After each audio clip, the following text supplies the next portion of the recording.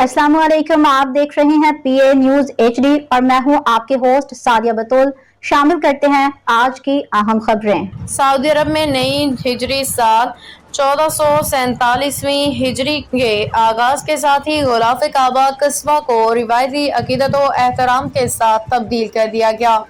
मस्जिद अल हराम में इस रूह परवर तकरीब का आगाज चांद नजर आने के फौरन बाद हुआ।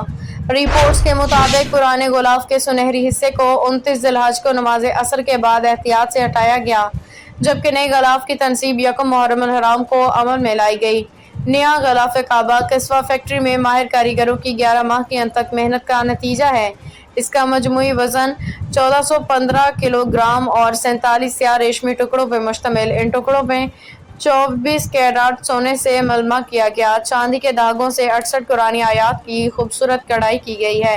ये बात भी काबिल जिक्र है कि 2022 से गलाफ काबा की तब्दीली की सालाना तकरीब नए इस्लामी साल के पहले दिन मुनाकिद की जाती है, जो आलम इस्लाम के लिए एक बाबरकत रूहानी लम्हा होता है। न्यूज स्टूडियो से अब तक के लिए इतना ही। मजीद खबरों और अपडेट्स के लिए देखते रहिए पीए न्यूज एचडी।